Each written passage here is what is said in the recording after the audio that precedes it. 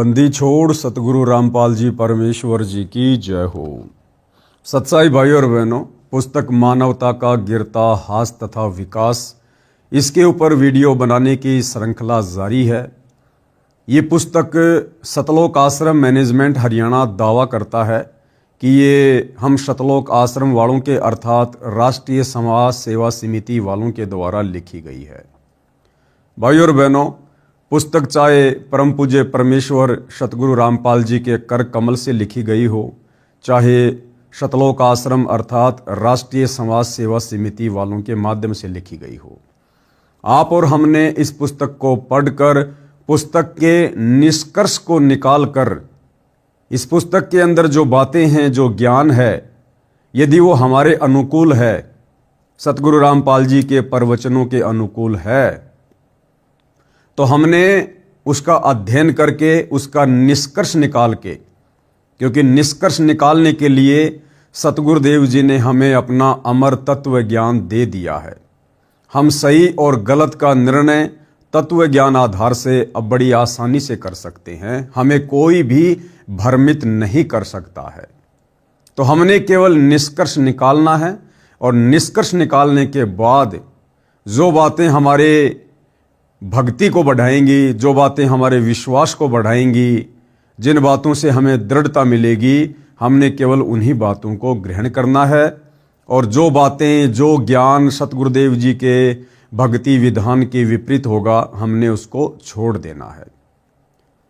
तो वीडियो में हम आगे बढ़े उससे पहले पूज्य गुरुदेव भगवान का आशीर्वाद प्राप्त करेंगे, परमेश्वर जी का जयकारा लगाएंगे। बंदी छोड़ सतगुरु रामपाल जी परमेश्वर जी की जय हो। परम पिता परमात्मा, सारी सृष्टि के सर्जनहार, कुल मालिक, असंख्य ब्रह्मांडों के स्वामी, जगत गुरु, तीनों लोकों में प्रवेश करके सबका धारण पोषण करने वाले, राजाधीराज, आत्माधार, नाथों के नाथ, देवों के देव महादेव, सर्वेश्वर महेश्वर, मृत्युंजय, अजरो अमर, आदि अनादि, सनातनी प्रभु, जगत पिता जगदीश्वर, श्री श्री 1008 की उपाधि के वास्तविक अधिकारी, अकाल मूरत, शब्द स्वरूपी राम, वासुदेव, सर्वगतम ब्रह्म, परम पूज्य, प्रथम पूज्य, परम संत, परम पुरुष, परम धनी, परम दयालु, सत्य कबीर, हक्का कबीर, अल्लाहु कबीर, अल्लाहु अकबर, बाखबर, अल्लाह ताला, जगत के तारणहार, जगत के मुक्तिदाता, जगत के जगन्नाथ, हारे के सहारे, हिंदुओं के राम, मुसलमानों के अल्लाह, सिखों के वाहिगुरु, ईसाइयों के मसीह, दया के सागर दयानिधि, करुणा के सागर करुणानिधि, स्वयंभू परिभू, संकट मोचन, कष्ट हरण, मंगल करण, दुख भंजन, अविगत कबीर, निर्विकार निर्विषम परमात्मा, अलय अलेख सतगुरु, आदि अनादि सतगुरु, असली मर्यादा पुरुषोत्तम, असली राम, असली कृष्ण, असली घनश्याम, असली मुरारी, राजाओं के राजा, महाराजाओं के महाराजा, शहंशाहों के शहंशाह, सम्राटों के सम्राट, भगवानों के भगवान, अल्लाहों के अल्लाह, प्रभुओं के प्रभु, मसीहाओं के मसीह, सच्चे वाहिगुरु, बाबाओं के बाबा, पीरों के पीर, सेठों के सेठ, जगत सेठ, सावड़सा सेठ, सर्वगुण संपन्न, अनंत कोटि कलाओं के स्वामी, अनंत कोटि ब्रह्मांडों के नायक, योगियों में महायोगी, ध्यानियों में महाध्यानी, सिद्धों में परम सिद्ध, ज्ञानियों में तत्व ज्ञानी, ब्रह्म ज्ञानी, महाज्ञानी, परम ज्ञानी, सर्वश्रेष्ठ ज्ञानी, विज्ञानी, युवा कबीर, समर्थ कबीर, असमवात, अमित ओजा, सच्चे रहनुमा, करीम अल्लाह, सुभान अल्लाह,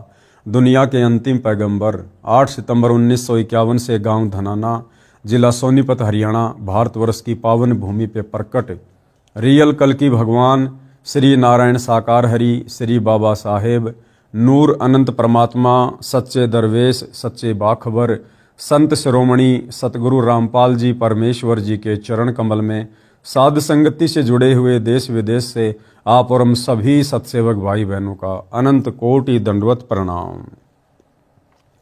तो भाई और बहनों, पुस्तक मानवता का गिरता हास तथा विकास, इसका पेज नंबर 34 और आज वीडियो नंबर 4 है।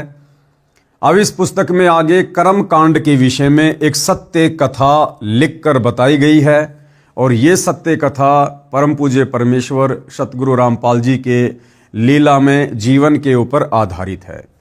यानी भाई और बहनों, आप और हमने भक्ति मार्ग पर पूर्ण सफलता प्राप्त करने के लिए अध्यात्म को अच्छे से समझना पड़ेगा। पूर्ण गुरु के शत भक्ति मार्ग में हमने किन किन बातों का विशेष तौर पर ध्यान रखना होगा, कहीं हमारी मर्यादा टूट न जाए, नियम भंग ना हो जाएं। इसलिए हमने हर पहलू पर बहुत ही गौर करना होगा। कर्म कांड क्या है, पाखंड पूजा क्या है, कौन कौन सी ओछी साधना और घटिया साधना सतगुरु की सतभक्ति के मार्ग में बाधक है, किन किन घटिया साधनाओं से हमने बचना है, इन तमाम बातों की जानकारी होना अति आवश्यक है। कर्म कांड के विषय में सत्य कथा। संत रामपाल जी महाराज सत्संग में बताते हैं कि मेरे पूज्य गुरुदेव स्वामी रामदेवानंद जी महाराज को 16 वर्ष की आयु में किसी महात्मा के सत्संग सुनने से वैराग्य हो गया था। यहां पर लेखक के द्वारा क्या लिखा गया है कि मेरे पूज्य गुरुदेव, मेरे पूज्य गुरुदेव। भाई और बहनों, सतगुरु रामपाल जी जो कि सारी सृष्टि के पूज्य देव हैं, पूज्य गुरुदेव हैं, इष्ट देव हैं, आराध्य देव हैं। इनका कोई पूज्य गुरु नहीं हो सकता, इनका कोई इष्ट देव नहीं हो सकता। ये परमात्मा स्वयं पृथ्वी पर एक मनुष्य के पुत्र की भांति प्रकट होकर लीला करते हुए अपने आध्यात्मिक ज्ञान को आप और हम तक पहुंचाते हैं। ये परमात्मा अपने आप को छुपाते हुए, एक दास की भूमिका करते हुए, एक भगत की भूमिका करते हुए, एक तत्वदर्शी संत की भूमिका करते हुए आप और हमें ये अनसुना ज्ञान समझाते हैं। अगर ये परमेश्वर स्वयं को कह दे कि मैं कबीर हूं, मैं परमात्मा हूं, मैं सबका पूज्य देव हूं, सबका इष्ट देव हूं, तो भाई और बहनों, हम नादान इनके सत्संग भी सुनना पसंद ना करें। इसलिए हमारी छोटी बुद्धि को देखते हुए सतगुरु रामपाल जी स्वयं कबीर परमेश्वर पूर्ण ब्रह्म होते हुए भी अपने आप को छुपाते हुए इस पृथ्वी पर प्रकट होकर एक संत की भूमिका करते हुए और गुरु शिष्य परंपरा को बनाए रखते हुए, क्योंकि ज्ञान हमेशा गुरु से ही प्राप्त होता है, इसलिए गुरु शिष्य परंपरा का निर्वाह करते हुए और एक मुंह बोला गुरु बनाकर एक अच्छी आत्मा को अपना मुंह बोला गुरु बनाते हैं, उस आत्मा को सर्व बातों से परिचित करवा देते हैं और स्वयं एक दास बनकर, एक भगत बनकर आगे फिर इस ज्ञान का प्रचार करते हैं। इस प्रकार की भूमिका से वे हमें एक अच्छे और नेक भगत बनने की भी शिक्षा देते हैं। एक दिन वे खेतों में गए हुए थे, पास में ही वन था। वे वन में जाकर किसी मृत जानवर की हड्डियों के पास अपने कपड़े फाड़कर फेंक जाते हैं और स्वयं महात्मा जी के साथ चले जाते हैं। यानी सतगुरु रामपाल जी अपने मुंह बोले गुरुदेव के विषय में कह रहे हैं कि उनको एक संत मिले, उनकी बातें सुनकर उनको वैराग्य हो गया और उस समय वो पाड़ी जाया करते थे, गवाले थे, गाय भैंस वगैरह चराया करते थे। तो पास में छोटा सा जंगल था और कोई मरा हुआ जानवर था, उसकी हड्डियों पर अपने कपड़े उतार कर फेंक गए और खुद साधु संत महात्माओं के साथ में चले गए, ताकि पीछे से घर वाले अगर ढूंढने का प्रयास करें तो ये सोचकर फिर आगे कोशिश ना करें कि भाई उसको तो किसी जानवर ने खा लिया है। जब उनकी खोज हुई तो उनके घर वालों ने देखा कि वन में हड्डियों के पास फटे हुए कपड़े हैं, तो उन्होंने सोचा कि किसी जंगली जानवर ने उन्हें खा लिया है। उन कपड़ों तथा हड्डियों को उठाकर घर पर ले आते हैं और अंतिम संस्कार कर देते हैं। उसके बाद 13वीं अर्थात 6 माही करते हैं और फिर श्राद्ध शुरू हो जाते हैं। यानी हमारे नकली धर्म गुरु, उन्होंने फिर भ्रमित करना शुरू कर दिया कि उसकी अकाल मृत्यु हुई है, उसको जानवर ने खा लिया है। और फिर वो कर्म कांड, वो पाखंड पूजा जो आम समाज में वर्तमान में भी जोर शोर से प्रचलित है, वो शुरू करवा दी गई। कहने का मतलब है इंसान जिंदा है, लेकिन हमारे धर्मगुरुओं ने जिस प्रकार से आप और हमारे से शास्त्र विरुद्ध साधना करवा रखी है, उस शास्त्र विरुद्ध साधना के चलते उस जिंदा व्यक्ति के भी श्राद्ध निकलवाने शुरू हो जाते हैं। जब मेरे पूज्य गुरुदेव बहुत बूढ़े हो चुके थे तो वे एक बार घर पर गए। तब उन घर वालों को यह पता चला कि ये जीवित है और घर छोड़कर चले गए थे। उन्होंने बताया कि जब ये घर छोड़कर चले गए थे तो इनकी खोज हुई, वन में इनके कपड़े मिले, उनके पास कुछ हड्डियां पड़ी थी। तो हमने सोचा कि किसी जंगली जानवर ने इनको खा लिया है और उन कपड़ों तथा हड्डियों को घर पर लाकर अंतिम संस्कार कर दिया। यानी किसी गीदड़ की हड्डियों को, किसी बकरी की हड्डियों को, यानी अन्य जानवर की हड्डियों को इंसान की हड्डियां समझकर, अस्थियां समझकर और उसका अंतिम संस्कार कर दिया गया। फिर मुझ दास ने, यानी सतगुरु रामपाल जी कह रहे हैं कि मैंने मेरे पूज्य गुरुदेव के छोटे भाई की पत्नी से पूछा कि जब हमारे पूज्य गुरुदेव घर छोड़कर चले गए थे तो तुमने पीछे से क्या किया? उन्होंने बताया कि जब मैं ब्याही आई थी, यानी गुरुदेव भगवान कह रहे हैं कि मैंने अपने मुंह बोले गुरुदेव के छोटे भाई की पत्नी से बातचीत की कि उसके बाद आपने क्या किया जब ये घर छोड़कर चले गए थे। तो दादा गुरु के छोटे भाई की पत्नी ने क्या कहा कि जब मैं इस घर में ब्याही आई थी, अर्थात जब ये मुझे शादी करके लाए थे तो उस समय मुझे इनके श्राद्ध निकलते मिले थे। मैं अपने हाथों से इनके लगभग 70 श्राद्ध निकाल चुकी हूं। उसने बताया कि जब घर में कोई नुकसान हो जाता था, जैसे कि भैंस का दूध ना देना, थन में खराबी आ जाना, कोई और नुकसान हो जाना आदि, तो हम शाणों के पास बूझा पड़वाने के लिए जाते थे। तो वे कहते थे कि तुम्हारे घर में कोई निसंतान अर्थात अनमैरिड मरा हुआ है, तुम्हारे को वह दुखी कर रहा है। फिर हम उसके कपड़े आदि देते थे। बताइए, दादा गुरुजी स्वस्थ दुनिया का उद्धार कर रहे हैं, लोगों को सतज्ञान दे रहे हैं, और वो नकली धर्मगुरु जो कर्मकांडी पाखंड पूजावादी, उन्होंने क्या भ्रमणा फैला रखी कि तुम्हारे घर में कोई अनमैरिड व्यक्ति मरा हुआ है और वो तुम्हें दुखी कर रहा है, भूत बनकर, वो प्रेत बनकर। तब मैंने कहा कि ये तो दुनिया का उद्धार कर रहे हैं। तब सतगुरु रामपाल जी ने क्या कहा कि भाई ये तो दुनिया का उद्धार कर रहे, किसी को दुखी नहीं कर रहे। ये किसको दुख दे रहे थे? ये तो अब सुखदाता हैं। फिर मैंने, यानी संत रामपाल जी महाराज ने उस वरदा से, यानी उस बुढ़िया से कहा कि अब तो ये आपके सामने हैं, कि भाई अब तो ये बिल्कुल जिंदा आपके सामने आ चुके हैं। अब तो ये व्यर्थ की साधना जैसे श्राद्ध निकालने बंद कर दो। तब उसने कहा कि ये तो पुरानी रिवाज है। मतलब भाइयों और बहनों, हमारे धर्म गुरुओं ने हमारे को इन परंपराओं के रंग में, रूढ़िवादिता के रंग में इतना रंग दिया है कि आंखों के सामने हकीकत होते हुए भी हम उसको स्वीकार करने से डर रहे हैं। जब गुरुदेव ने कहा कि अब तो इसके श्राद्ध निकालने बंद कर दो, आपकी आंखों के सामने है, जिंदा है, जीवित है, तो बुढ़िया कहती कि ना ना ना, ये तो पुरानी रिवाज है, ये तो निकालने ही पड़ेंगे। तब उसने कहा कि ये तो पुरानी रिवाज है, ये कैसे छोड़ दूं। अर्थात हम अपनी पुरानी रिवाजों में इतने लीन हो चुके हैं कि प्रत्यक्ष प्रमाण होने पर कि वह गलत कर रहे हैं छोड़ नहीं सकते। इससे प्रमाणित होता है कि श्राद्ध निकालना, पितृ पूजा करना आदि सब व्यर्थ है। इससे भाइयों और बहनों ये भी सिद्ध होता है कि आज आप और हम चंद आत्माओं ने, जो आत्माएं सतगुरु रामपाल जी परमेश्वर जी के संपर्क में आई हैं, उनसे दीक्षा लेकर मर्यादा में रहकर भक्ति कर रही हैं, आप और हमारे ऊपर देखो कितनी बड़ी रजा, कितनी बड़ी मेहर पूज्य गुरुदेव भगवान की। एक झटके में परमात्मा ने हमारे से तमाम प्रकार की बुराइयों को, विषय विकारों को, परंपराओं को, रीति रिवाजों को, व्यर्थ के त्योहारों को, सब कुछ परमेश्वर ने छुड़वा दिया है। और यहां आंखों के सामने प्रत्यक्ष प्रमाण होने के बावजूद भी उन परंपराओं को छोड़ने से लोग भयभीत हो रहे, डर रहे हैं। तो इससे यह सिद्ध होता है कि आप और हमारे ऊपर पूज्य गुरुदेव भगवान का विशेष आशीर्वाद है, उनकी विशेष रजा है। उनकी विशेष रजा के बिना भाइयों और बहनों आप और हम इस काल लोक की परंपराओं से बाहर नहीं निकल सकते थे। नंबर 11, यानी सतगुरु रामपाल जी से उपदेश लेने के बाद उनकी भक्ति को यदि सफल करना है तो आगे कौन सा नियम है? बच्चे के जन्म पर शास्त्र विरुद्ध पूजा निषेध। बच्चे के जन्म पर कोई छठी आदि नहीं मनानी है।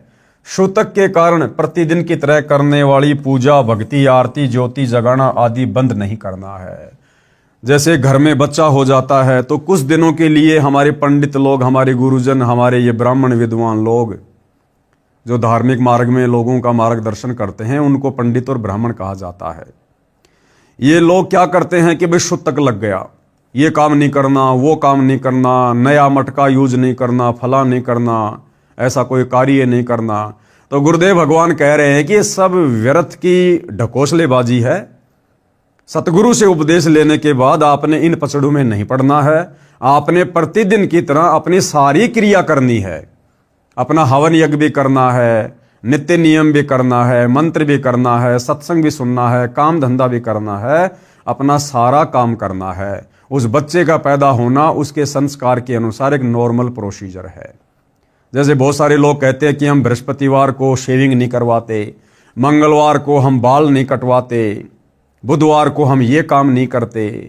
अरे भैया, यदि आप लोग मंगलवार को नाखून नहीं काटते, यदि बृहस्पतिवार को बाल नहीं कटवाते, और बृहस्पतिवार को यदि किसी घर में कोई बच्चा पैदा हो जाए तो क्या आप उसको बाहर फेंक के आ जाओगे? अगर मंगलवार के दिन आपके घर में कोई बच्चा उत्पन्न हो जाए तो क्या आप उसको बाहर फेंक के आ जाओगे कि आज वार शुभ नहीं है, आज का दिन शुभ नहीं है? तो ये सब व्यर्थ की ढकोसलेबाजियां हैं। इसी संदर्भ में एक संक्षिप्त कथा बताता हूं कि एक व्यक्ति की शादी के 10 वर्ष बाद पुत्र हुआ था। पुत्र की खुशी में उसने बहुत ही खुशी मनाई। 20-25 गांवों को भोजन के लिए आमंत्रित किया और बहुत ही गाना बजाना हुआ, अर्थात काफी पैसा खर्च किया। फिर 1 वर्ष के बाद उस पुत्र का देहांत हो जाता है।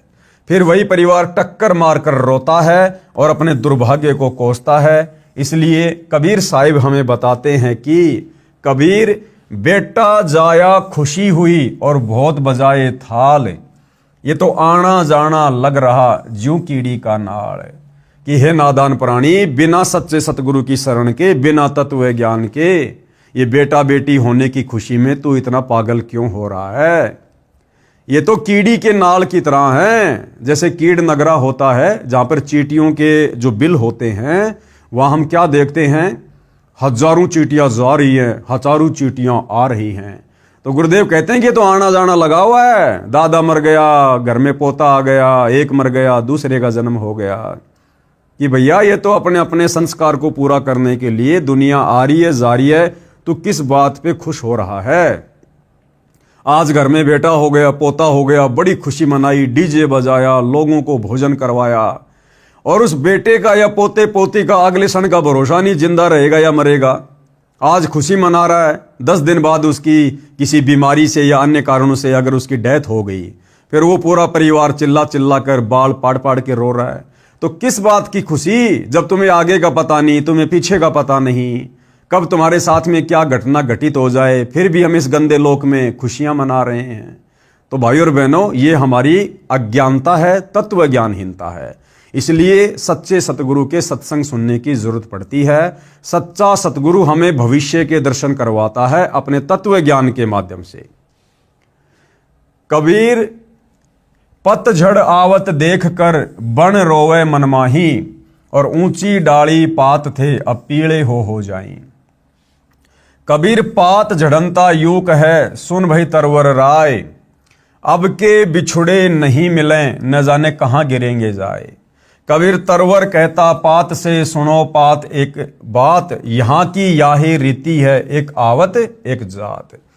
क्या समझाया हमें गुरुदेव भगवान ने इन वाणियों के माध्यम से?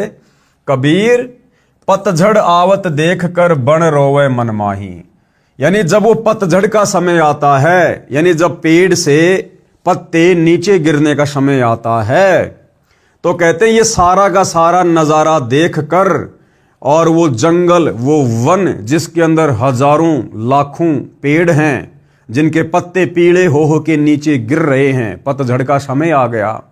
अब वो वन मन ही मन में रो रहा है और कह रहा भाई पतझड़ का समय आ गया, अब तो मेरे जितने भी पेड़ हैं इनके सारे पत्ते नीचे गिर जाएंगे। पतझड़ आवत देखकर बन रोवे मनमाही, ऊंची डाली पात थे अब पीले हो जाई। कि ये जंगल कितना हरा भरा था, हजारों पेड़ थे, इनके इतने पत्ते थे, और अब ये सब एक एक करके नीचे गिरते जा रहे हैं। इसी प्रकार गुरुदेव हमें उदाहरण दे रहे हैं कि घर में कोई बूढ़ा व्यक्ति है, कोई वृद्ध व्यक्ति है, और जब उसका समय निकट आता है, जब उसकी मृत्यु का दिन निकट आता है, तो वो सोचता है कि मैंने क्या किया पूरी जिंदगी में, अब समय आ गया, अब मुझे यहां से जाना पड़ेगा, ये पूरा परिवार मुझे छोड़कर जाना पड़ेगा, पोते पोतियां, बेटा बेटियां, उनकी बहुएं, ये सारी संपत्ति, खेत खलिहान, ये सब मुझे छोड़ के जाना पड़ेगा, यानी हरा भरा परिवार मुझे छोड़कर जाना पड़ेगा। कबीर पात झड़नता यूं कहें सुन भई तरवर राय, और अब के बिछुड़े नहीं मिले न जाने कहां गिरेंगे जाए। इसी प्रकार वो बूढ़ा आदमी कहता कि भैया अब तो समय आ गया यहां से जाने का, और ना जाने अब आगे किस योनि में जन्म होगा, किस माँ के गर्भ में जन्म लेंगे, कुतिया के गर्भ में लेंगे, गधी के गर्भ में लेंगे, या किसी इंसान के गर्भ में लेंगे, भाई अब कोई भरोसा नहीं है। जिस प्रकार पेड़ से पत्ता नीचे गिरने के बाद ना जाने उस पत्ते का क्या असर होगा, गंदी नाली में गिरेगा, सड़ के नष्ट होगा, या किसी पशु के पैर के नीचे आकर वो कुचला जाएगा।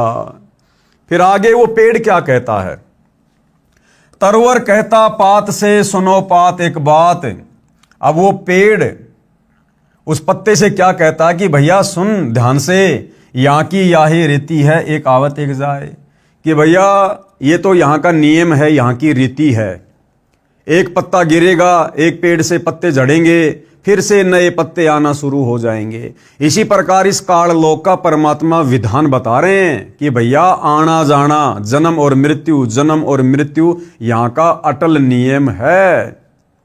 अगर इस अटल नियम से बचना चाहता है, बाहर निकलना चाहता है, तो केवल सच्चे सतगुरु की सत भक्ति ही एकमात्र विकल्प है, समाधान है, दूसरा कोई नहीं है। नियम नंबर 12, देई धाम पर बाल उतरवाने जाना निषेध है। बच्चे के किसी देई धाम पर बाल उतरवाने नहीं जाना है। जब देखो बाल बड़े हो गए कटवा कर फेंक दो। एक मंदिर में देखा कि श्रद्धालु भगत अपने लड़के या लड़कियों के बाल उतरवाने आए, वहां पर उपस्थित नाई ने बाहर के रेट से 3 गुना पैसे ज्यादा लिए और एक कैंची भर बाल काटकर माता पिता को दे दिए। उन्होंने श्रद्धा से मंदिर में चढ़ाए, पुजारी ने एक थैले में डाल लिए, रात्रि को उठाकर दूर एकांत स्थान पर फेंक दिए। ये केवल नाटकबाजी है। क्यों ना पहले की तरह स्वाभाविक तरीके से बाल उतरवाते रहें तथा बाहर डाल दें। परमात्मा नाम से प्रसन्न होता है, यानी सच्चे सतगुरु से हमें सुमरण करने के लिए जो मंत्र मिलता है, जो नाम मिलता है, उसकी भक्ति से परमात्मा प्रसन्न होता है। ये इस प्रकार की नाटकबाजी से परमात्मा प्रसन्न नहीं होता, पाखंड से प्रसन्न नहीं होता। नियम नंबर 13, नाम जाप से सुख होगा। नाम उपदेश को केवल दुख निवारण की दृष्टिकोण से नहीं लेना चाहिए, बल्कि आत्म कल्याण के लिए लेना चाहिए। सच्चे सतगुरु का ज्ञान समझने के बाद उनसे उपदेश केवल सांसारिक दुखों के निवारण की दृष्टि से नहीं लेना चाहिए। मुख्य मकसद भगत का होना चाहिए कि हे भगवान, मेरा जन्म मरण से पीछा छूटे, 184 योनियों की पीड़ाओं से मेरा पीछा छूटे, नरक के दंड से मेरा पीछा छूटे। बाकी सुख तो परमेश्वर आवश्यक समझेंगे, हमें अवश्य देंगे। तो मैन हमारा जो दृष्टिकोण है नाम दीक्षा का, वो आत्म कल्याण होना चाहिए, मोक्ष होना चाहिए। सुमरण से सर्व सुख अपने आप आ जाते हैं। कबीर सुमरण से सुख होते हैं, सुमरण से दुख जाए। कहे कबीर सुमरण किए तो साईं माही समाए। जिस प्रकार कोई भी जो किसान व्यक्ति होता है, वो खेत में अन्न इसलिए नहीं डालता कि मेरे पशुओं के लिए चारा हो जाए। गेहूं का बीज, ज्वार का बीज, बाजरे का बीज किसान खेत में इसलिए बीजता है कि मेरे परिवार का भरण पोषण हो, परिवार को भरपेट खाने के लिए अन्न मिले। इस मकसद से किसान खेत में बिजाई करता है। परंतु पशुओं के लिए चारा तो ऑटोमेटिक होता है, अपने आप होता है, और उस कणक से पहले होता है। इसी प्रकार यदि हम आत्म कल्याण की दृष्टि से नाम उपदेश लेंगे और सुमरण करेंगे, तो सांसारिक सुख जो हमें आवश्यक होंगे, पूज्य गुरुदेव भगवान हमें अवश्य देंगे। नियम नंबर 14, व्यभिचार निषेध है। पराई स्त्री को मां, बेटी, बहन की दृष्टि से देखना चाहिए। व्यभिचार महापाप है। जैसे गरीब पर द्वारा स्त्री का खोले 70 जन्म अंधा हो डोले। सुरापान मदमाशाहारी गवन करे भोगे पर नारी। 70 जन्म कटत है सीसम साक्षी साहिब है जगदीशम। पर द्वारा स्त्री का खोले, दूसरी स्त्री के साथ में संबंध बनाने वाला व्यक्ति लगातार 70 जन्म अंधे के प्राप्त करता है, मनुष्य योनि में या पशु पक्षी योनि में। सुरापान यानी नशा करने वाला, मदमाशाहारी यानी मांस आहार करने वाला, और गमन करे भोगे पर नारी, दूसरी स्त्रियों के साथ में जो है शारीरिक संबंध बनाने वाला। कहते हैं 70 जन्म लगातार उनके सिर कटेंगे, ऐसी दुर्गति से मृत्यु होगी। इस बात का साक्षी स्वयं परमात्मा है। पर नारी ना परसियो, कबीर परमेश्वर कहते हैं कि दूसरी स्त्री के साथ में कभी भूलकर भी शारीरिक संबंध ना बनाना।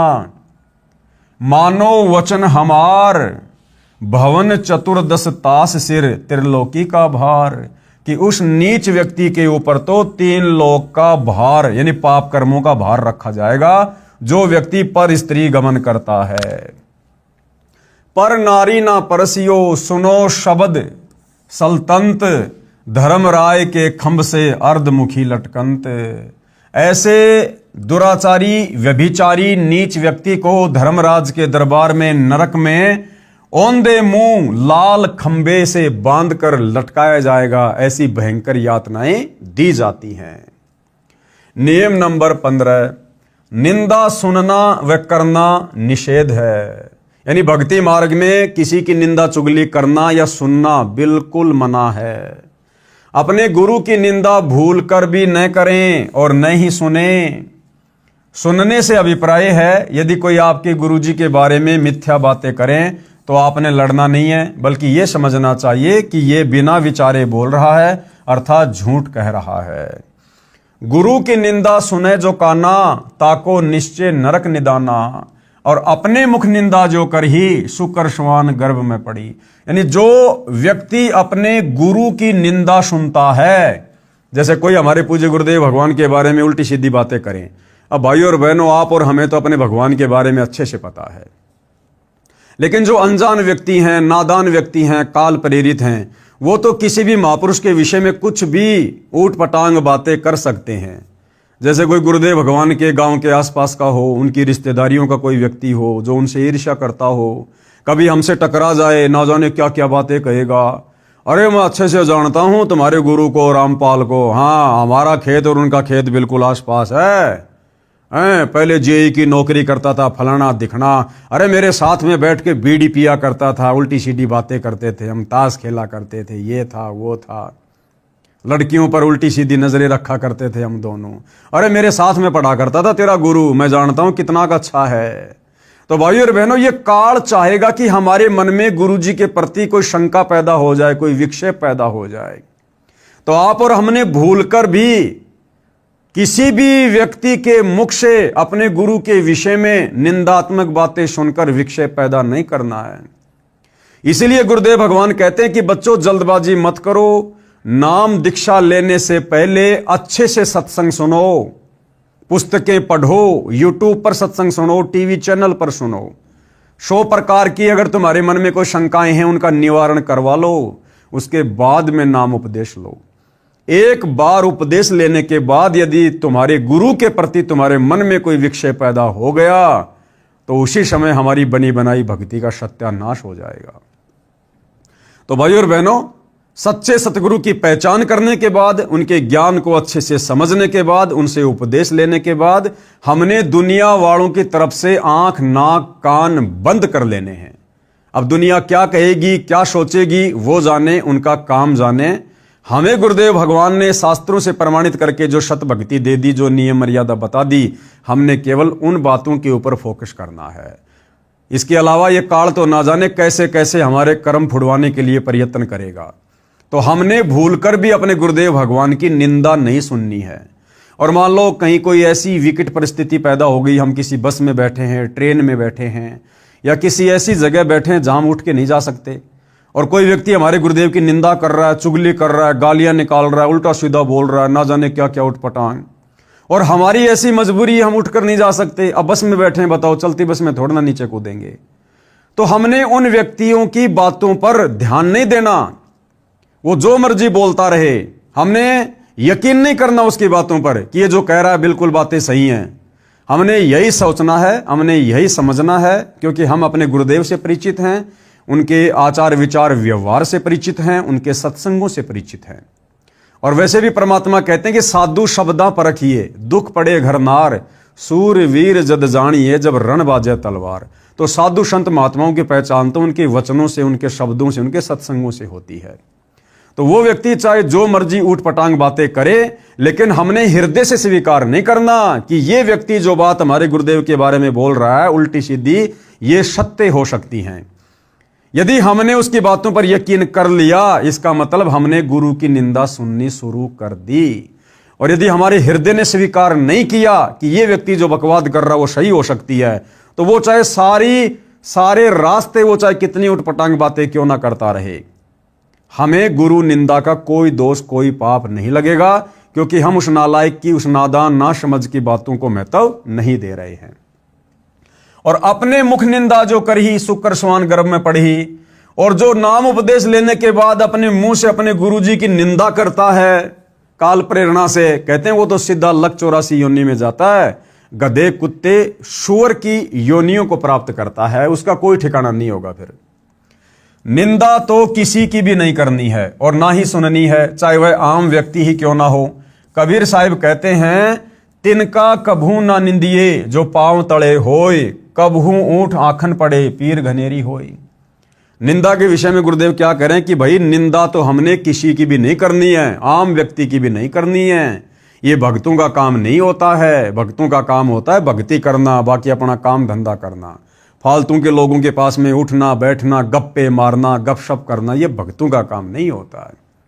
तो निंदा तो हमने आम व्यक्ति की भी नहीं करनी। जैसे गांव का कोई व्यक्ति जबरदस्ती हमें बैठा ले और फिर वो व्यक्ति किसी और की निंदा करने लग जाए और हमसे झूठी हाँ भरवाए, तो हमने ऐसे व्यक्तियों के पास बैठना ही नहीं है।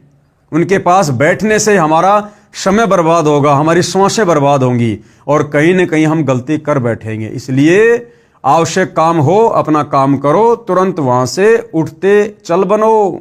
उसके पास बैठने का व्यर्थ में कोई काम नहीं है। गुरुदेव अपनी वाणी में कहते हैं कि भाई दुनिया से ती दोस्ती, पड़े भजन में भंग, भाई एका एक की राम से या साधु के संग। व्यर्थ में गांव वालों के पास में, यार दोस्तों के पास में बिल्कुल नहीं बैठना चाहिए। वैसे तो भक्ति मार्ग में आने के बाद भगत का कोई यार दोस्त तो होता ही नहीं है। इस भक्ति मार्ग में हमारा सबसे बड़ा यार, हमारा दोस्त, हमारा मित्र, हमारा गुरु है। क्योंकि गुरु कभी भी हमें सत्य भक्ति मार्ग से नहीं भटकाएगा। गुरु कभी भी हमें कुमार्ग पर जाने की शिक्षा नहीं देगा। सांसारिक यार दोस्त रिश्तेदार हमें लाख कुशिक्षा दे देंगे कुमार्ग पर चलने की, लेकिन सतगुरु हमेशा सदमार्ग पर चलने की ही शिक्षा देगा। तो हमारा सबसे बड़ा जो मित्र है, मित्र का मतलब क्या होता है, जो हमें सही शिक्षा दे। तो सही शिक्षा केवल सतगुरु दे सकता है। तो भगत का सबसे बड़ा मित्र भी उसका सतगुरु है। तो गुरुदेव कहते हैं व्यर्थ में लोगों के पास में नहीं बैठना चाहिए। दुनिया से ती दोस्ती, पड़े भजन में भंग। कहीं ना कहीं तुम्हारे भजन में, तुम्हारी भक्ति में बाधा उत्पन्न होगी, मर्यादा टूटेगी। तो क्या करें, एका एक ही राम से या साधु के संग। क्या करना चाहिए भगत ने, एका एक ही राम से। एका एक ही राम का मतलब होता है एक तुम और एक तुम्हारा राम, यानी तुम्हारा गुरु। यानी या तो अपना सत्संग सुनो या अपना सुमरण करो, गुरु की महिमा में कोई शब्द गा लो, या तो ये प्रोसीजर अपनाओ, या फिर किसी भगत भाई से बातचीत कर लो, या किसी भगत भाई बहन के पास में जो आसपास रहते हैं घूमते घूमते वहां चले जाओ। अब भगत भगत से मिलेगा तो क्या करेगा, परमात्मा की चर्चा करेगा, मालिक की महिमा करेगा। तो इस प्रकार से भक्ति मार्ग पर हम गलतियां करने से, मर्यादाएं खंड करने से बच सकते हैं। दूसरा कोई तरीका नहीं है। तो गुरुदेव कहते हैं कि निंदा तो भगत ने जो है वो तिनके की भी नहीं करनी है। तिनका, घास का तिनका, सूखा तिनका नीचे पड़ा हुआ है। एक उदाहरण दे रहे हैं परमात्मा कि निंदा तो हमने उस निर्जीव वस्तु की भी नहीं करनी। तिनका कभू न निंदिए जो पांव तले होए, कब ओठ आंखों में गिरे फिर दर्द घनेरा होए। वो तिनका जिसकी आपने निंदा कर दी, ना जाने कब हवा के झोंके से ऊपर उठकर तेरी आंख में गिर जाए, बहुत ज्यादा पीड़ा हो जाएगी। तो जीते जागते इंसान की निंदा चुगली फिर कितनी हानिकारक होगी, ये विचार करने की बात है। नियम नंबर 16, गुरु दर्श की महिमा, यानी गुरुदेव के दर्शनों की महिमा। गुरुदेव के दर्शनों से कितना लाभ। सत्संग में समय मिलते ही आने की कोशिश करें तथा सत्संग में नखरे यानी मान बढ़ाई करके नहीं आवें, अपितु अपने आप को एक बीमार समझ कर आवें। यानी सत्संग में हमने किस भाव से जाना चाहिए। देखो भाई और बहनों, सतगुरु रामपाल जी स्वयं पूर्ण ब्रह्म परमेश्वर हैं, कबीर देव हैं, अंतर्यामी हैं, जानी जान हैं। हमने सत्संग में जाते समय, और वैसे भी भाई और बहनों देखो, भगत का तो नियम होता है, भगत नखरे नहीं करता, मान बढ़ाई नहीं करता है, ज्यादा चटकीले भड़कीले दिखावटी कपड़े, शौक में फैशन में इन चीजों को धारण नहीं करता। अगर करता है तो अभी उसके अंदर भक्ति प्रवेश नहीं है, अभी वो पूर्णतया भगत नहीं है। जिस प्रकार एक रोगी व्यक्ति डॉक्टर के पास में किस प्रकार से जाता है, वो चाहे कितने पैसे वाला हो, कितना धनी हो, कितना बड़ा अधिकारी हो, वो एक रोग कटवाने की दृष्टि से डॉक्टर के पास जाता है। उस समय उसको कोई अभिमान, कोई अहंकार नहीं होता है। डॉक्टर जैसा उसको आदेश देता है वो वही बैठ जाता, वही लेट जाता है, वैसा ही करता है। इसी प्रकार सत्संग में जाते समय भगत ने भी इसी प्रकार से मतलब व्यवहार करना चाहिए। अपने आप को जन्म मरण का सबसे बड़ा रोगी समझना चाहिए। सबसे बड़ा रोगी, यदि मेरी किसी भी हरकत से मेरे गुरुदेव भगवान के दिल को जरा भी ठेस पहुंची तो मेरा जन्म मरण का रोग नहीं कटेगा, फिर मैं गधा कुत्ता शुअर बनता डोलूंगा, नरक में ठोका जाऊंगा, फिर क्या बनेगी मेरे साथ। फिर गधा कुत्ता शुअर बनूंगा तब ये मान बढ़ाई, नखरे, ये चौंचलेबाजी, ये नाटकबाजी, ये पद प्रतिष्ठा, मान बढ़ाई, अहंकार फिर कहां जाएगा ये। तो भगत ने इस प्रकार से आगे का भविष्य देखकर इस ज्ञान आधार से फिर भगत ने अपनी दैनिक क्रियाओं को करना है। जैसे बीमार व्यक्ति चाहे कितने ही पैसे वाला हो, चाहे उच्च अधिकारी हो, जब अस्पताल में जाता है तो उस समय उसका मकसद केवल रोग मुक्त होना होता है। जहां डॉक्टर लेटने को कहे लेट जाता है, बैठने को कहे बैठ जाता है, बाहर जाने का निर्देश मिले बाहर चला जाता है, फिर अंदर आने के लिए आवाज आए चुपके से अंदर आ जाता है।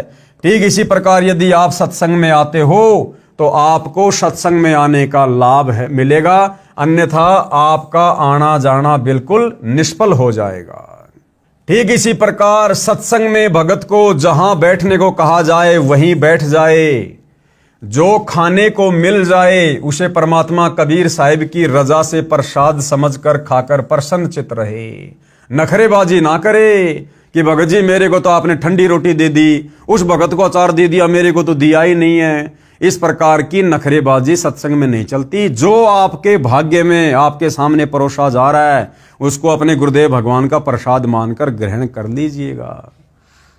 कबीर संत मिलन को चालिए तज माया अभिमान, जो जो कदम आगे रखे वो ही यज्ञ समान। जो भगत निरअभिमानी होकर एक दास, एक आधीन भाव से गुरु के दर्शनों के लिए चलता है, सत्संग के लिए चलता है, मान बढ़ाई नखरों से दूर होकर, कहते हैं उस भगत का जब वो सत्संग की तरफ चलता है उसका एक एक कदम एक एक यज्ञ के समान उसके भक्ति अकाउंट में जमा हो जाता है। कबीर संत मिलन को चालिए दिन में कई कई बार, आसोज के में ज्यों घना करे उपकार। कबीर दर्शन साधु का परमात्मा आवे याद, लेखे में वो है घड़ी बाकी के दिन बाद। कबीर दर्शन साधु का मुख पर बसे सुहाग, भाई दर्श उन्हीं को होते हैं जिनके पूर्ण भाग। नंबर 17 गुरु महिमा। गुरु महिमा, यदि कहीं पर पाठ या सत्संग चल रहा हो या वैसे गुरुजी के दर्शनार्थ जाते हो तो सर्वप्रथम गुरुजी को दंडवत लंबा लेटकर प्रणाम करना चाहिए। देखो भाई और बहनों, कितनी बढ़िया शिक्षा हमें पॉइंट नंबर 17 से मिल रही है। कितनी बड़ी शिक्षा। यदि कहीं पर पाठ या सत्संग चल रहा हो या वैसे गुरुजी के दर्शन करने के लिए जाते हो तो सबसे पहले भगत ने क्या करना चाहिए? गुरु जी को दंडवत लंबा लेटकर प्रणाम करना चाहिए। वर्तमान में सतलोक आश्रमों में क्या हो रहा है? भगत आश्रम में जा रहे हैं, सत्संग में जा रहे हैं, सामने गरीबदास जी की फोटो है, दादा गुरु जी की फोटो है, दाढ़ी मूंछ वाले कबीर की फोटो है, और भगत क्या करते हैं? सबसे पहले जाकर किसी भी फोटो को दंडवत प्रणाम कर देते हैं।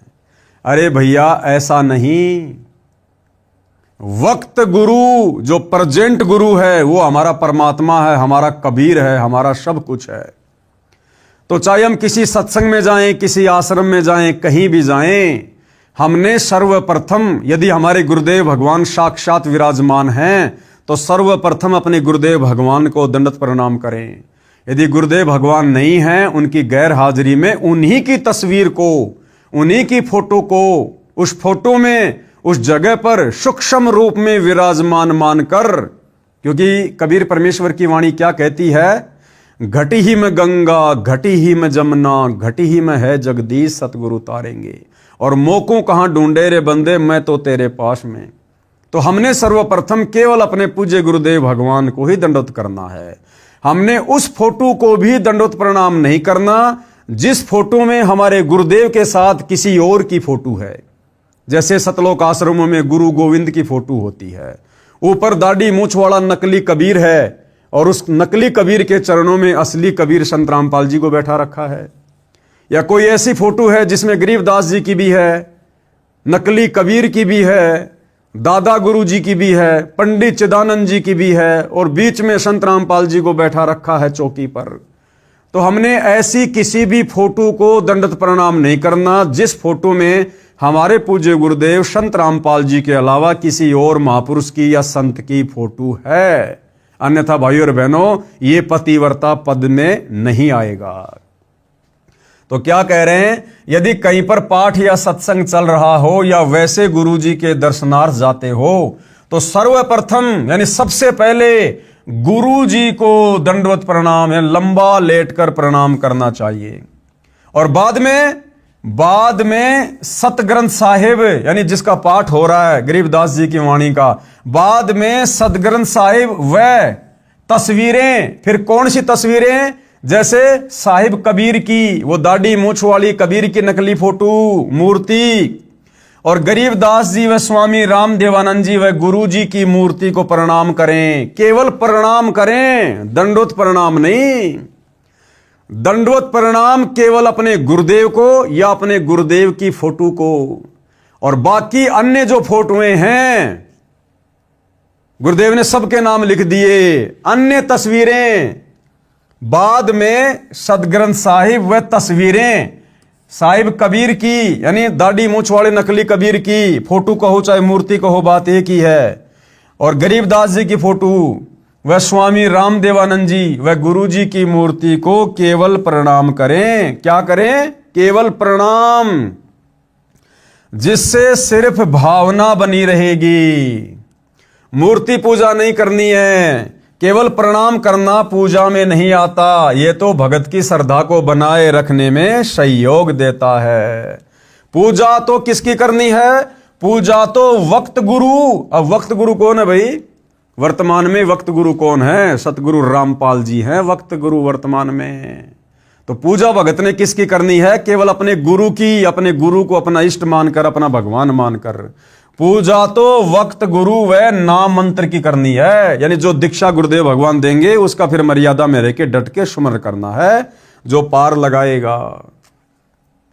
कबीर गुरु गोविंद दोऊ खड़े काके लागू पाए, बलिहारी गुरु आपने जिन गोविंद दियो मिलाए। गुरु और गोविंद दोनों खड़े, तो कह रहे सबसे पहले किसको दंडवत करोगे? अपने गुरु जी को। कबीर गुरु बड़े हैं गोविंद से। गुरु को गोविंद यानी भगवान से भी बड़ा बताया गया है, क्योंकि असल में गोविंद ही गुरु का रूप धारण करके पृथ्वी पर आते हैं। भाई मन में देख विचार, यानी तत्वदर्शी संत के सत्संगों को सुनकर विचार कर, और हरि सुमरे सो रह गए और गुरु भजे होय पार। कबीर हरि के रूठ त्या गुरु की शरण में जाए। कबीर गुरु जो रूठ गए तो वो भगवान भी नहीं करेगा सहाय। कबीर सात समुद्र की मसी करूं, लेखनी करूं बन राय, और धरती का कागज करूं तो गुरु गुण लिखा न जाए। नियम नंबर 18 क्या कहता है? मांस भक्षण निषेध है। अगर भक्ति मार्ग में आपने मांस भक्षण किया, किसी भी जीव की हत्या की या मांस खाया, या आपने मांस खाने में किसी का सहयोग किया, तो आपकी भक्ति मर्यादा खंडित हो जाएगी। अंडा व मांस भक्षण व जीव हिंसा नहीं करनी है, ये महापाप होता है। जैसे साहिब कबीर जी महाराज व गरीबदास जी महाराज ने बताया है, कबीर जीव हने हिंसा करे, यानी जो जीव खाता है या जीवों को मारता है, प्रकट पाप सिर होए, निगम पुनि ऐसे पाप ते भिस्त गया ना कोई। ऐसा नीच कुकर्म करके आज तक कोई भी भिस्त यानी स्वर्ग में नहीं गया। कबीर तिल भर मछली खाए के और कोटि गऊ दे दान, काशी करोत ले मरे तो भी नरक निदान। यानी मांस खाने का कितना बड़ा महापाप है। तिल जितना मांस का टुकड़ा खा लिया और चाहे 1 करोड़ गाय दान कर दो तो भी आपका वो मांस खाने का पाप नहीं उतरेगा। कबीर बकरी पाती खात है ताकि काडी खाल, और जो बकरी को खाते हैं तिनका कौन हवाल। क्या कह रहे हैं परमात्मा कि बकरी तो एक शाकाहारी जानवर है, वो बेचारी घास फूस खाती है बकरी, और जो व्यक्ति उस बकरी की खाल उतारता है अर्थात उसको खाता है, तो सोचो फिर उस व्यक्ति का क्या हाल होगा। अरे वो शाकाहारी जानवर बकरी जो किसी को कोई कष्ट नहीं देती है, केवल घास फूस खा के अपना पेट भरती है, उस शाकाहारी जानवर को खाने वाले के साथ में क्या होगा। जब उस बकरी की भी ऐसी दुर्गति हो रही है तो बकरी को खाने वाले की क्या दुर्गति होगी। कबीर गला काट कलमा भरे, किया कहे हलाल, साहब लेखा मांगसी तब होसी कौन हवाल। कबीर दिन को रोजा रहत है रात हनत है गाय, यह खून वह बंदगी कब कहूं क्यों खुशी खुदाए।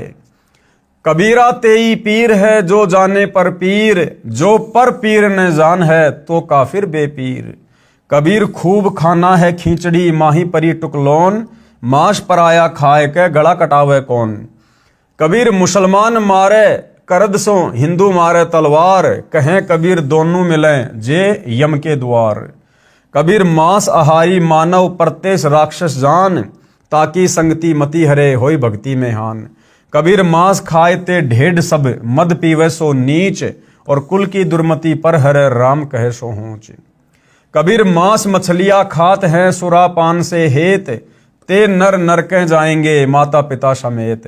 कबीर जीव हिंसा जो करते हैं या आगे क्या पाप, और कंटक जूनी जिहान में सिंह भेड़िया और सांप। जोटे बकरे मुर्गे ताई लेखा सभी लेत गोसाई, मृग मोर मारे में मनता अचराचर है जीव अनंता। जीव्या स्वाद हिते प्राणा नीमा नाश गया हम जाना, तीतर लवा बुटेरी चिड़िया खूनी मारे बड़े अंगड़िया। अदले बदले लेखे लेखा समझ देख सुन ज्ञान विवेका, गरीब शब्द हमारा मानियो और सुनियो नर नारी, जीव दया बिन कुफर है चले जमाना हार। कहने का मतलब है किसी भी प्रकार से चाहे कोई भगत हो या कोई जगत का व्यक्ति हो, मांस खाना बहुत बड़ा महापाप है। अनजाने में हुई हिंसा का पाप नहीं लगता। हाँ, यदि अनजाने में आपसे कोई हिंसा हो गई, जैसे रास्ते चलते कोई चींटी मर गई, अन्य कोई जानवर मर गया, गलती से गाड़ी से एक्सीडेंट होकर कोई जानवर मर गया, कोई व्यक्ति मर गया, तो उसका दोष भगत को नहीं लगेगा। देखो, जगत वाला व्यक्ति चाहे अनजाने में किसी को मार दे चाहे जानबूझ के मार दे, उसका तो बराबर पाप है यहां के विधान के अनुसार। लेकिन सच्चे सतगुरु से उपदेश लेने के बाद भगत जानबूझ के तो किसी को मारेगा नहीं, मांस खाएगा नहीं, हिंसा करेगा नहीं। और अनजाने में यदि भगत के हाथों किसी की मौत हो जाती है, गाड़ी से एक्सीडेंट में किसी की मौत हो जाती है, राह चलते दुनिया भर के जीव जंतुओं की मौत हो जाती है, तो उस दोष का जो पाप है, उस हत्या का जो पाप है, वो सच्चे सतगुरु की शरण में आने के बाद फिर भगत को नहीं लगता है, क्योंकि सच्चा सतगुरु फिर भगत के वकील का काम करता है। जिस प्रकार गुरुदेव ने उदाहरण दिया कि एक व्यक्ति ऐसा है जिसके पास में ड्राइविंग लाइसेंस नहीं है और जो गाड़ी चला रहा है, यदि उस व्यक्ति से किसी का एक्सीडेंट हो गया और दुर्घटना में किसी की मौत हो गई, तो उस व्यक्ति को सजा मिलेगी, तुरंत सजा मिलेगी, जिसके पास लाइसेंस नहीं है। और एक व्यक्ति ऐसा है जो गाड़ी चला रहा है, उसके पास लाइसेंस भी है, और यदि अनजाने में कोई एक्सीडेंट हो गया, गलती से कोई एक्सीडेंट हो गया, किसी की मृत्यु हो गई, तो सरकार ये देखेगी कि इस व्यक्ति के पास में लाइसेंस है, ये व्यक्ति ड्राइवर है, इसने जानबूझ के नहीं मारा, कारण कोई और हो सकता है, तो 90% उस व्यक्ति का बचाव हो जाएगा जिसके पास में लाइसेंस है। तो इसी प्रकार जो सतगुरु का हंस है, सतगुरु का भगत है, और जिसके पास सतगुरु का वो मंत्र रूपी लाइसेंस है, जिसने उपदेश ले रखा है, उस व्यक्ति का सतगुरु वकील बनकर धर्मराय के दरबार में उसका मुकदमा लड़ता है, उसका बचाव करता है। वो दोष सतगुरु उसके ऊपर नहीं लगने देता। इच्छा कर मारे नहीं, बिन इच्छा मर जाए।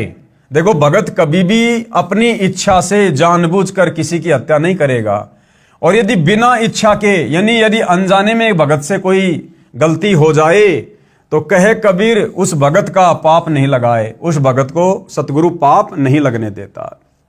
नंबर 19, गुरुद्रोही का संपर्क निषेध। अब सबसे पहले यह जानना होगा कि गुरुद्रोही कौन होता है, जिसके संपर्क में आने से परमात्मा हमें मना कर रहे हैं। परमेश्वर ने हमें गुरुद्रोही की परिभाषा बताई। गुरुद्रोही सब कोई कहे, गुरुद्रोही न जाने कोई, गुरु से बैर ईर्ष्या करे, गुरुद्रोही कावे सोई। कौन कौन व्यक्ति गुरुद्रोही की श्रेणी में आते हैं? जो व्यक्ति आपके गुरु की निंदा करता है, चुगली करता है, गालियां निकालता है, विरोध करता है, जो गुरु की भक्ति नहीं करता, या भक्ति करता था लेकिन भक्ति छोड़ दी, उसके बाद गुरु का विरोधी बन गया, या गुरु के ज्ञान के विरुद्ध खुद भी चल रहा है, दूसरे भक्तों को भी चला रहा है, मर्यादा तोड़वा रहा है, ऐसा व्यक्ति भगत होने के बावजूद भी गुरुद्रोही की श्रेणी में आता है। तो ऐसे लोगों के संपर्क में ना आने की सलाह परमात्मा हमें दे रहे हैं। यदि कोई भगत गुरु जी से द्रोह यानी गुरु से विमुख हो जाता है, वह महापाप का भागी हो जाता है। यदि किसी को मार्ग अच्छा ना लगे तो अपना गुरु बदल सकता है। यदि वह पहले वाले गुरु के साथ बैर व निंदा करता है तो वह गुरुद्रोही कहलाता है। ऐसे व्यक्ति से भक्ति चर्चा करने में उपदेशी को दोष लगता है, उसकी भक्ति समाप्त हो जाती है। अब समस्या आएगी भाई, यदि घर में कोई गुरुद्रोही हो गया तो, जैसे घर में 5 सदस्यों ने नाम ले रखा है और एक व्यक्ति गुरुद्रोही हो गया, तो गुरुदेव की इस वाणी के अनुसार क्या हम उसके संपर्क में ना रहें? क्या हम उसकी कोई भी बात ना माने? ऐसा नहीं कहा परमात्मा ने। भक्ति मार्ग से संबंधित यदि वो कोई चर्चा करता है तो उसकी बातें नहीं सुननी है, क्योंकि गुरुद्रोही क्या चर्चा करेगा? गुरुजी के बारे में उल्टा सीधा बोलेगा, निंदा चुगली करेगा। तो हमने उनकी उन बातों को नहीं सुनना है, हमें हां नहीं भरनी है।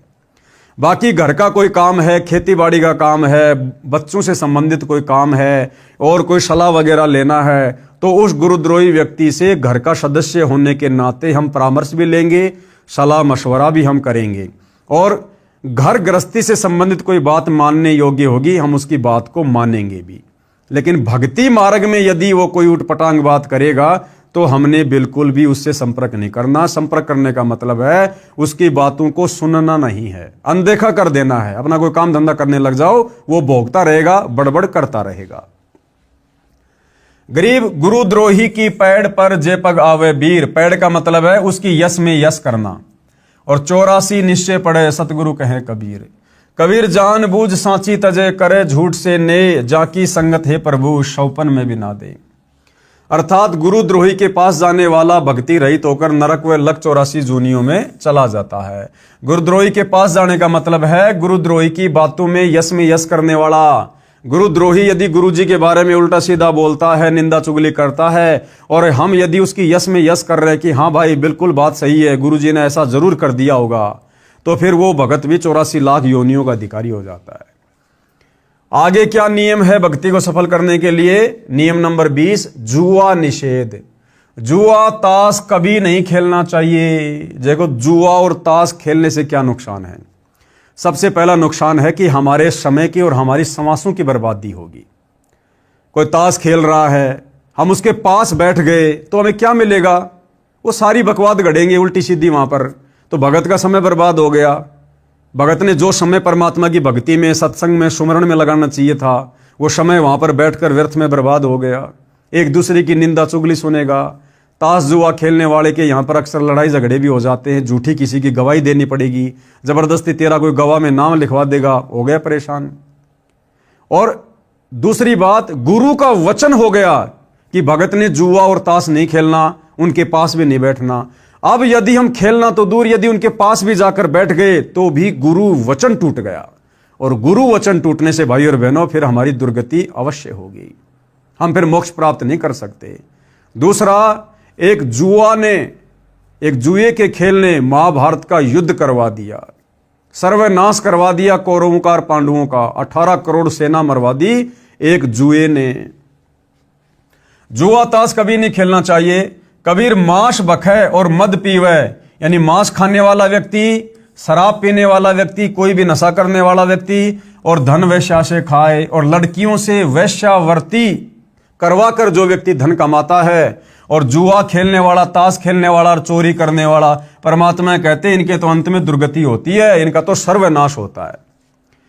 आगे भक्ति मार्ग में क्या क्या निषेध है? नियम नंबर 21, नाच गान निषेध है। किसी भी अवसर पर नाचना, गाना, ठुमके लगाना, खुशी जाहिर करना, यह बिल्कुल निषेध है। किसी भी प्रकार के खुशी के अवसर पर, जैसे घर में कोई ब्याह, शादी, विवाह, जन्मदिन, पार्टी, किसी भी प्रकार के खुशी के अवसर पर नाचना व अश्लील गाने गाना भक्ति भाव के विरुद्ध है।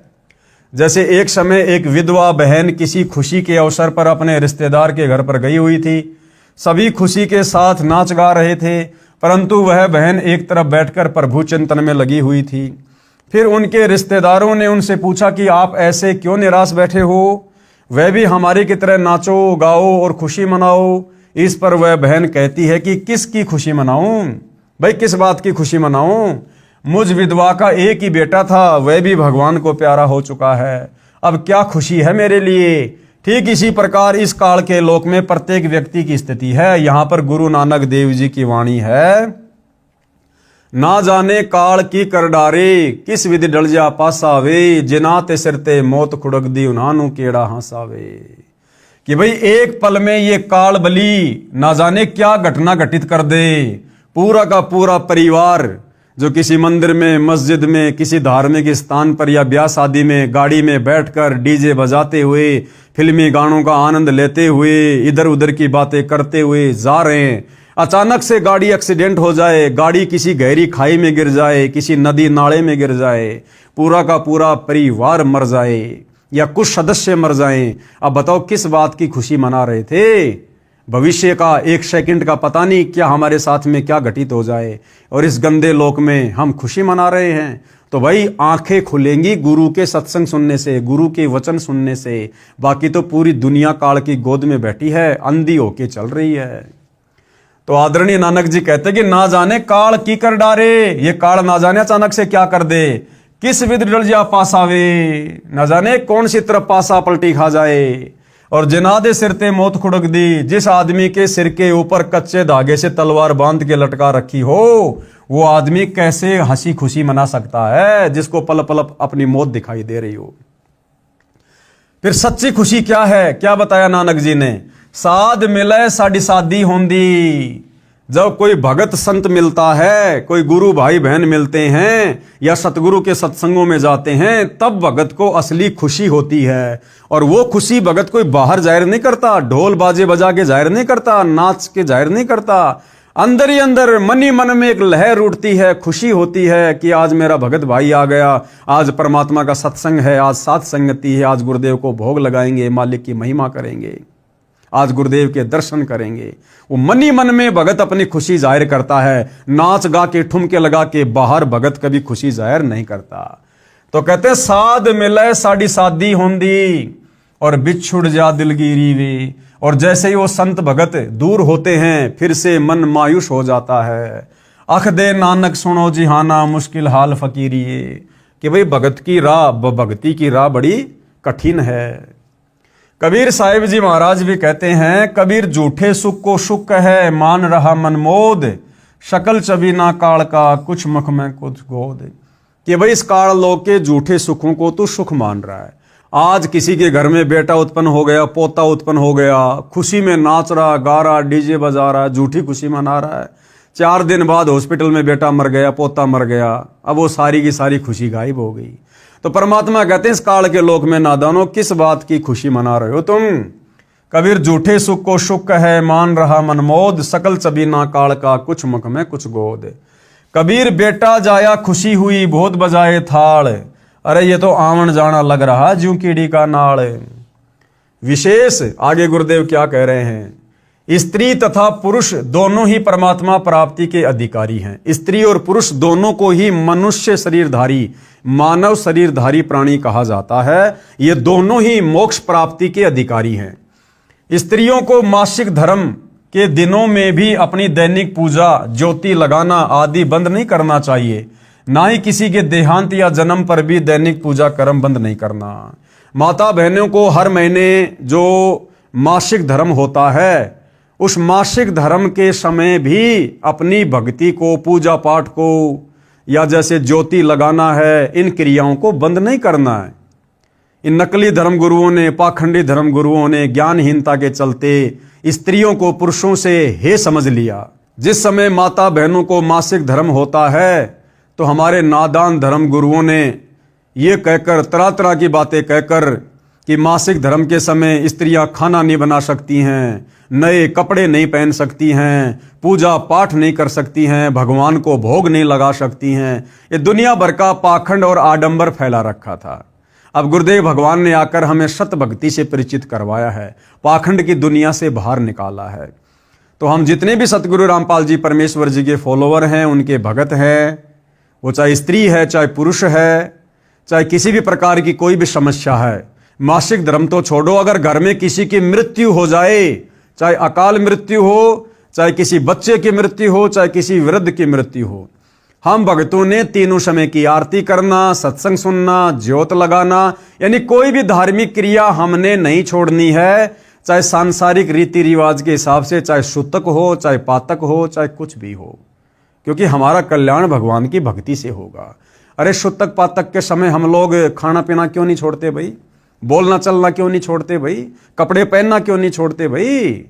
ये सूतक पातक के समय भक्ति क्यों छोड़ रहे हैं? क्योंकि ये काल का षड्यंत्र है, काल का जाल है, और हमने काल के अनुसार नहीं, काल के बाप अकाल सतगुरु रामपाल जी के अनुसार चलना है। नोट, जो भक्त जन इन 21 सूत्रीय आदेशों का पालन नहीं करेगा उसका नाम समाप्त हो जाएगा। अब देख लो भाई और बहनों, पूरे 21 नियम आप जियों को इस पुस्तक मानवता का गिरता हास तथा विकास के अंदर बता दिए, समझा दिए गए हैं। अब आप जी खुद ही विचार कर लेना, अगर इन 21 नियमों में से आपने एक भी नियम तोड़ा तो आपका प्रथम नाम नहीं चलेगा। आपके प्रथम नाम से आपको कोई किसी प्रकार का लाभ नहीं मिलेगा, आपकी मर्यादाएं खंडित मानी जाएंगी। ये 21 सूत्रीय नियम प्रथम उपदेश वाले भगत के लिए लागू होते हैं, और जब आपको दूसरा नाम सतनाम मिलेगा उसके बाद आपको 34 नियम और मिलेंगे। इन नियमों के अलावा 34 नियम और मिलेंगे, और जो व्यक्ति उन 34 नियमों में रहकर भक्ति नहीं करेगा उसका सतनाम नहीं चलेगा। यदि अनजाने में कोई गलती भी हो जाती है तो वह माफ हो जाती है। अनजाने की गलती माफ है।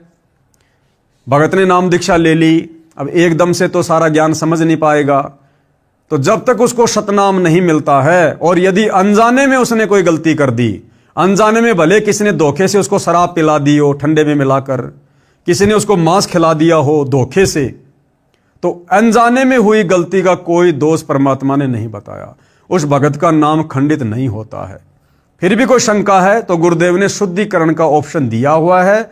वापस अपने गुरुदेव के पास जाकर उनसे समायाचना करके सारी बातें बता के फिर से गुरुदेव का आशीर्वाद प्राप्त करो, फिर से नाम उपदेश ले लो जैसा गुरुदेव कहें।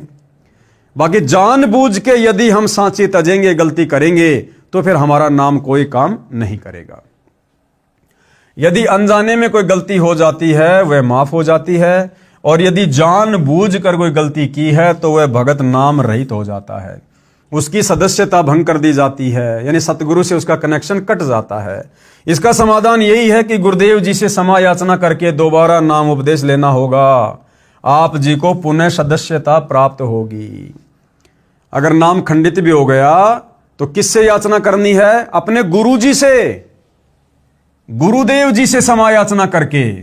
और वर्तमान समय में आज 2026 है, गुरुदेव हिसार जेल में बैठे हैं। जगह जगह सतलोक आश्रम वालों ने, इन राष्ट्रीय समाज सेवा समिति वालों ने अपने धार्मिक धंधे के लिए नाम दीक्षा केंद्र खोल रखे हैं, आश्रम खोल रखे हैं। रोजाना हजारों की संख्या में भगत वहां जाकर नाम शुद्ध करवा रहे हैं। अरे नादानो, गुरुदेव का विधान क्या है? अगर आपने गलती भी कर दी है, नाम भी खंडित हो गया है जाने अनजाने में, तो नाम शुद्ध करवाने से पहले साक्षात अपने गुरुदेव से प्रार्थना करनी पड़ती है। अब बताओ, वर्तमान में गुरुदेव तिहाड़ जेल में बैठे हैं और तुम हजारों की संख्या में रोजाना नाम शुद्ध करवा रहे हो। अरे कौन है जो तिहाड़ जेल में जाकर अपने गुरुदेव से आज्ञा लेकर फिर नाम शुद्ध करवा रहा है? तो भाइयों और बहनों, ये वर्तमान में गुरुदेव की गैर हाजिरी में नाम दीक्षा के अंदर खोल खोल कर, ये फर्जी सतलोक आश्रम खोल खोल कर जो पाखंड, जो धार्मिक धंधा चल रहा है, ये बिल्कुल मिथ्या है, बेकार है, इसका कोई औचित्य नहीं है किसी भी प्रकार से।